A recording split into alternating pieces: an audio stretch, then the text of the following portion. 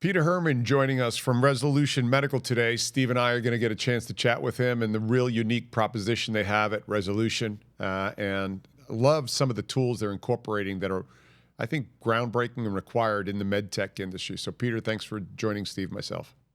Thanks for having me. And Steve, you've worked quite a bit with Peter, so I'm going to let you lead this, and then I'm going to dig in some areas that I think are pretty fascinating with Resolution Medical. Yeah, sure. Thanks, Joe. Thanks for taking time to be on the podcast, Pete. Yep, Yeah, we're interested. Want to talk about LifeTec, but before we do that, if you can kind of give us kind of an overview of Resolution Medical, and then we'll get into some of the nuts and bolts of very interesting technology, biosimulation technology. Sure. Resolution's been around for about 12 years, and we've grown pretty steadily. Started out with a couple of founders, Steve Schmidt and Sean Patterson. And a lot of us, a lot of us came from more of the larger CDMOs. And we really started Resolution to be a different experience for customers. And in that time, we've now grown to about 220 people. We've got both a large development function as well as a growing manufacturing function.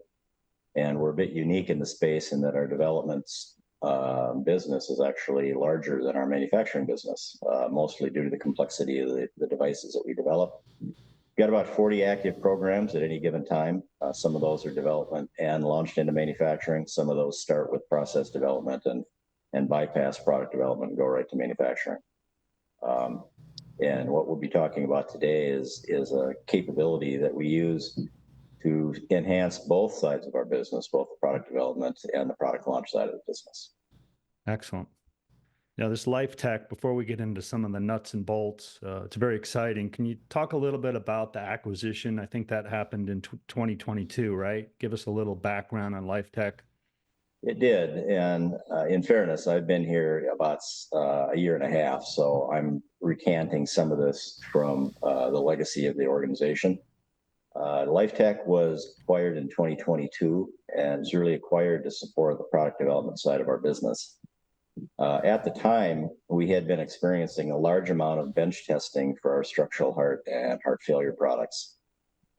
And we were going through a significant amount of animal testing. And it not only was slow and expensive, but as an ethical part of it, we would like to try to minimize the impacts to the animals where we can. And as a result, we developed a relationship with LifeTec, both because some of their customers came to us and we had some customers that we took to them. And we really felt that that was the best available biosim platform on the market. And at the same time, LifeTec was looking for a U.S. presence. And so there's a confluence of too many benefits not to proceed and not to pursue that.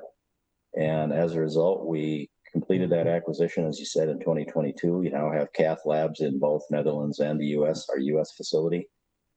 And it's helped to grow not just the, or I'll say speed, the development and aid the physician training of completed devices, but it's also really helped grow our engineering staff. They have such an ease of access to real tissue and real hemodynamics and real behaviors of hearts in many different ways. And it just really builds a strong, it really strengthens the biomedical engineers' knowledge, and it helps them understand the physiology as well as, and this might sound abnormal, but we also do limbs. And so sometimes we'll walk in the cath lab and we'll see a leg on there, and we're perfusing a leg for lower limb devices and therapies. So it's really been a great addition to our business from a technical standpoint and from a speed standpoint.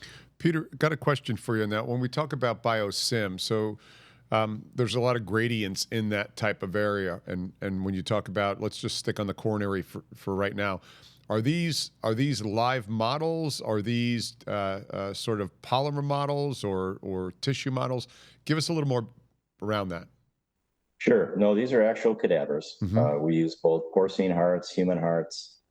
Porcine hearts, we have a number of those cardiac models that we can use, but they're actual live or actual tissue. Some of it's live tissue. When I get to our physio heart systems, that's in a different category by itself.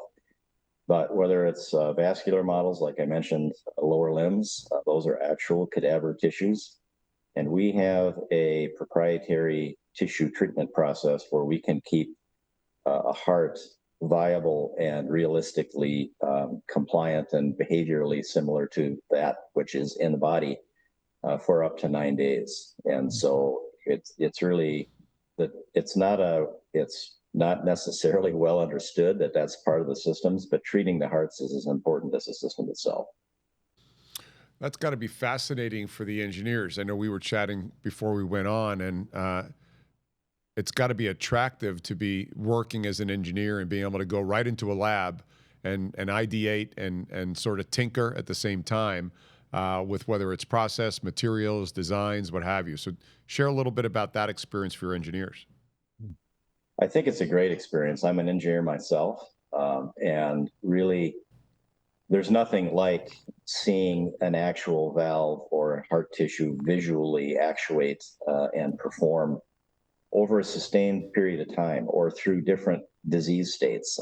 We can select hearts with specific disease states. It takes a while to do that sometimes, but to be able to have access to that in combination with the number of programs and devices that an engineer is working on here, there are some vocations and some jobs for engineers where you may work on 2 or 3 or 4 devices throughout your career. We have 40 active programs at any given time, and both in active implants as well as delivery systems and implants. And so the access to the variation and the scope of the products is in combination with BioSim, I think is really a tremendous opportunity for engineers. This podcast is timely because for me personally, a couple of weeks ago, I'm involved in a team that's developing a novel coronary device and had the opportunity to go up to Flagstaff, Arizona, and test this device against predicate devices and look at track, force, pushability, torque. And you mentioned about anatomical models, like those are, there's a place for that. And the animal studies, I think, as you mentioned, I think the FDA is putting some guidance on reducing the use of animals in medical device studies. So this biosimulator is real exciting. Can you talk about some of the different platforms? You talked a little bit about structural heart, but there's a couple different platforms, I believe, that you offer. We do. And when I talk about platforms, those are the platforms as we have them today. LifeTec is also a source of continual innovation and technology development. So we're not sitting still with cardiac simulators and valve simulators and more structural heart items. We're also looking at other organs. We're looking at nerve stimulation and a better way of mapping and testing nerve stimulation. But what we have today is basically 3 of our main systems. One is a cardiac biosimulators, and we have that in our lab in Eindhoven, Netherlands, and also here in Minneapolis, Minnesota. But those systems are also for sale to customers. They're relatively portable and easy to put up. They come in 2 big, large boxes. We take them to some of our shows like TCT and demonstrate live pulsing hearts at TCT. There's nothing better to grab people's attention than a beating heart on your table. But that uses a closed loop mechanical actuation of human, porcine, or bovine hearts that have been specially treated, as I said. And they maintain physiological accurate properties, and we use a clear fluid, so we have visualization and multiple, basically any place you want to see clear video representation of the performance of the heart of the device. It's really incredible visualization, and it's sustained long enough you're not kind of working against the clock. You can come back the next day and do the same thing.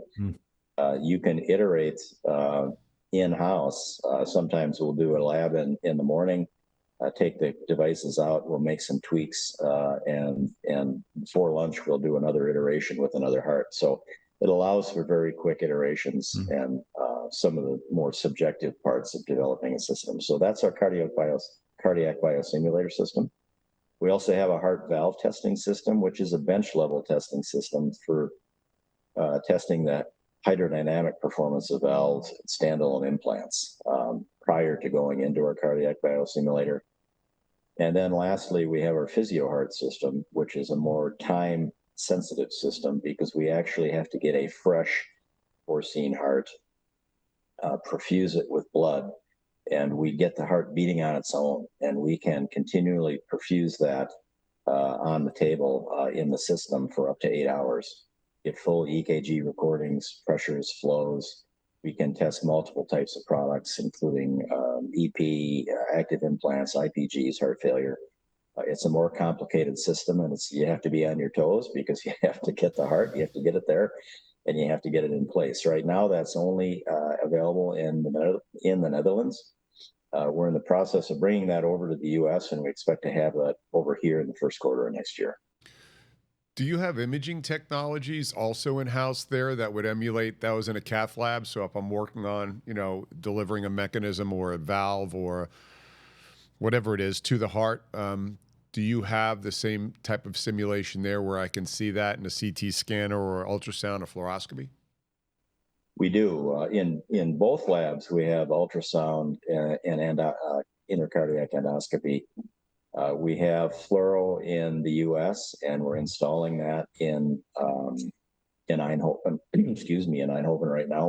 We're upgrading the facility to be able to deal with that. And I think that's pretty comprehensive for most of our devices.